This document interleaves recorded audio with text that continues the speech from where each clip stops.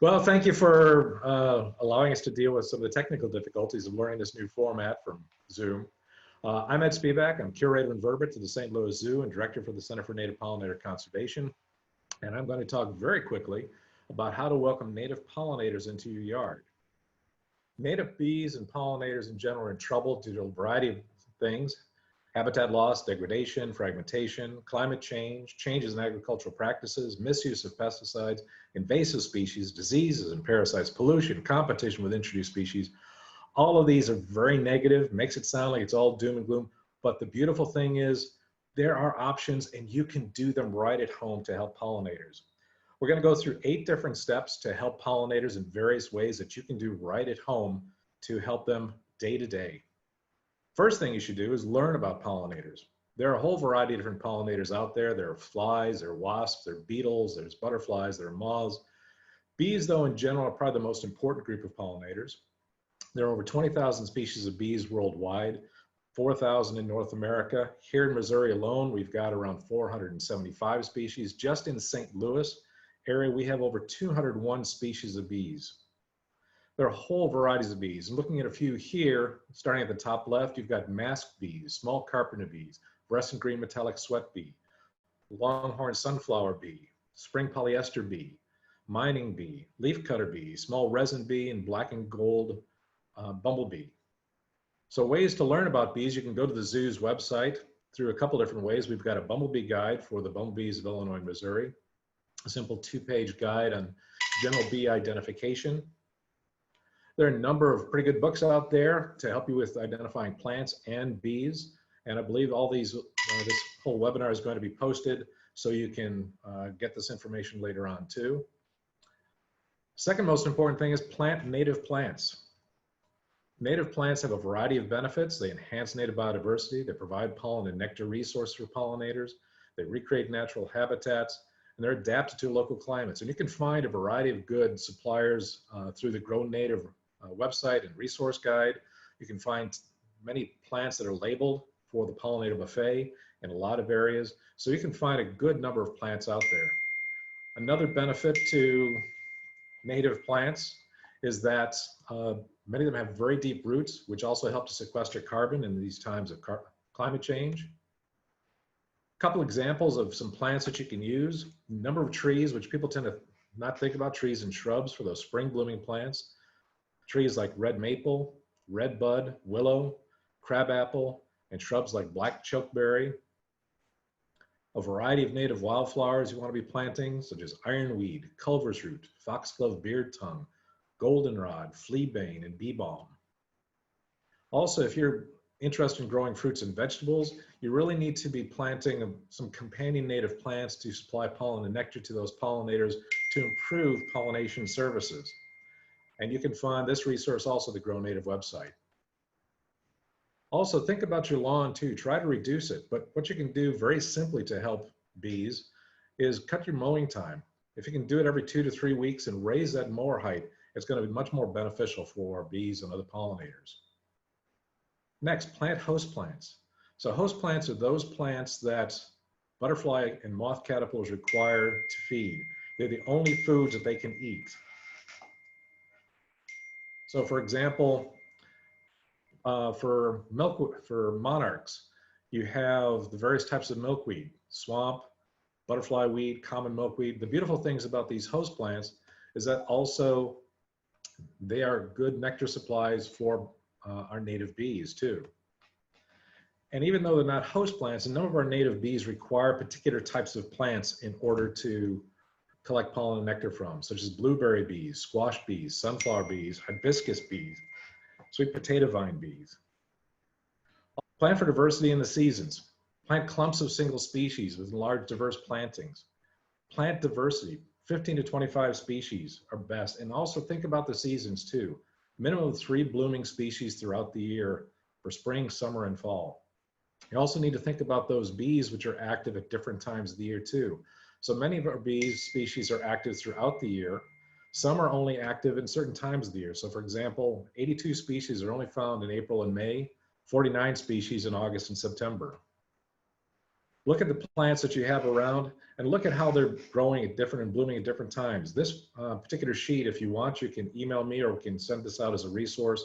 This is just a simple spreadsheet I put together of some of the native plants and some other plants that are useful for pollinators. When you're also thinking about seasons, this is a great example I like to give for bumblebees. Bumblebee queens emerge in the spring, so they need those spring blooming wildflowers and trees in order to start their colonies. During the summer, they need those wildflowers to support the colonies. And in the fall, they need to feed up for the new queens in order to be able to hibernate and overwinter. Next, create nest sites. Two main types of nesting for our bees. We have got ground nesting bees and twig and tunnel nesting bees. So our ground nesting bees are about 70% of our 3,000 species in North America. From above, they look like maybe anthills. They can be found in your grass. They can be found in bare exposed ground. Some of these nests may be as much as 3 feet deep. What you want to try and do is leave a little bare area, or you can try doing something which I did this year. I set aside an area of open ground, about 1 meter by 1 meter, and I already have at least 3 different types of sweat bees and 1 mining bee found in this nesting site. For twig and tunnel nesting bees, they're a little bit easier to create habitats for. About 30% of our native bees are twig and tunnel nesting. Additionally, they've historically used hollow stems, beetle bore holes, but you can make artificial nests, simple things like blocks of wood with holes drilled into them and getting species like this alfalfa leafcutter bee, or various types of reeds and bamboo and other types of tubes that can be stuck in this particular case for a PVC pipe. This is also another alfalfa leafcutter bee. But you can be as creative as you want. So for example, here we had some students make a sculpture with holes drilled all through it. And that first year we put it up, we had 5 different species of bees nesting in it. Also think about the plants you have. Many of them are pithy and bees will nest in them. So this leafcutter bee is using the cut stem of an elderberry. You may already have a number of these bees around. If you just look at some of your plants, if you've got these nice little oval or circular holes cut into your leaves or flowers, you already have leaf cutting bees. So this is a good place to start putting up some of these bee blocks and bee hotels. Also leave some of the dead vegetation too. Here you have 2-spotted longhorn bee males who like to rest together on dead vegetation during the day. And also rotting wood. So like this green metallic sweat bee, which actually nests in rotting wood. 6, don't use pesticides. If you have to, use them very sparingly, very selectively, because it is a pesticide. It can affect a variety of things, whether it's an herbicide affecting plants that the bees need to feed upon for pollen and nectar, or insecticides which may kill them outright. 7, turn off night lights or replace with yellow. So for example, moths are a whole group of pollinators we tend to forget about. And those lights that we have sitting around our porches, around our garages, etc., those white lights will tend to attract them. We need to allow them to go on with their business of pollination, but also they need to be laying eggs to create caterpillars, which feed our native birds. So installing yellow lights, turn off the lights, or install motion sensors. You can also buy a number of these yellow lights, which actually have built-in motion sensors already. And then finally, educate your neighbors. So a variety of things that you can do. We've done this. This is actually a picture before I put up the signs. We've put up a variety of signs around our house talking about native plant gardens, what you can do to support pollinators, leaving the leaves, but get communities involved too. Get your neighbors all to put in some sort of pollinator garden. Create these connections all over so that you're actually reconnecting habitat that used to be once connected. And you can also participate in citizen science projects like Bumblebee Watch through the Xerces Society. By photographing the bumblebees, uploading those photographs, you can also help to track the loss of some of our native pollinators. And finally, there are a number of good websites for resources that you can find. Xerces Society has a number of them. Pollinator Partnership, where you can put in your zip code and download a planting guide for your area, are all very beneficial. And as I said, if you have any additional questions later on, feel free to contact me at spivak@stlzoo.org. And I'm sorry about the phone going off on all those sorts of notes, but curators like to talk to each other at the zoo. Thank you again. Ed, you do have a couple questions in the Q&A box. Would you like me to read those, or would you prefer to pull them up yourself? No, you can read them. Okay, so the first one's from Kathy. She said, I had a bee hotel for about 3 years and it never got anything in it and eventually fell apart. Is there a particular place to put them? So you want to place them actually near the flower beds, and you also want them predominantly facing either east to south, so that they get that morning sun or late afternoon sun. I have found, though, there's sometimes some bee blocks which are commercially available. For some reason, the bees just didn't like that particular type. I've got about 10 different varieties on our porches, and there are a couple varieties that they've just never used. They just, for some reason, whether it's the quality of the wood or the holes, I don't know. But I would suggest if the block you're using isn't working, try another one too. My name is Ann Tieber, curator of birds at the St. Louis Zoo. I'm just here to talk about how you can help birds at home. Let's see if I can.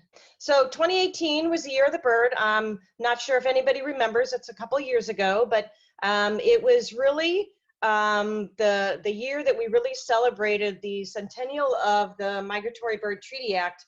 This is an incredibly powerful law that helped a lot of migratory birds. In 2018, we sort of, held a lot of celebrations for the year of the bird. So that sort of brought awareness to a lot of bird populations. 2019, we got the publication out that 3 billion breeding birds have vanished since 1970. So yet again, more awareness being brought to declining bird populations. And there are some simple things that we can do in our own home to help these birds. Now, the losses are some of our most common bird species and species that we love to see around our home and around our meadows and around our forested areas. This slide actually really just shows how devastating these population losses have become. In the red down below, you can see how many of these species have been lost since 1970. And this is just a snapshot of 5 different species. Now imagine that for thousands of different species that are declining in the wild. So what causes these? Well, there's several things. Obviously, habitat loss is one of the biggies. But then we're going to talk a little bit about cats, free-roaming cats. There's a roughly 2.4 billion free-roaming cats in the United States, which is a huge driver of bird declines. Then we're going to talk a little bit about window collisions and how you can prevent those. You can see in the graph to the left, the United States is in the green and Canada is in the blue. So clearly we are sky high on a lot of our problems with regards to birds. Canada seems to be getting it right, but we need to really think about what we're doing here in the United States. So what can we do? Simple things like protecting birds by treating problem windows. Have you ever had a bird strike your window at home? A lot of times when they strike the windows, if they're striking it at a very high rate of speed, they usually die from hitting those windows. So treating those windows that are problematic around your house is an easy way to help birds. Keeping cats safe by keeping them indoors. We're going to talk a little bit more about that in a minute. Restore or plant native plants to help birds and pollinators. Ed talked a lot about this, so I will probably not talk as much about it in my presentation because what he said is what I was really going to say. And then participating in citizen science programs, and I know Ed mentioned about that as well. So really these 4 things are something very easy we can do at home. Why do birds hit windows? Well, maybe because there's reflections of trees or shrubbery in the windows, or maybe your windows are so clean that maybe you have a potted plant right on the other side, the inside of the window, and outside birds can't really see that there's a big pane of glass. So they hit the window trying to land in the potted plant sometimes. Birds are migrators at night, and so they migrate by the stars. They navigate by the stars when they're in migration. And if large buildings are lit up at night, birds get really disoriented and confused and can hit buildings, and that is also a big problem. You've heard of lights out programs. That's why there's lights out programs. So some of the solutions for problematic windows might be just simply to remove the plantings if possible from the other side of the window.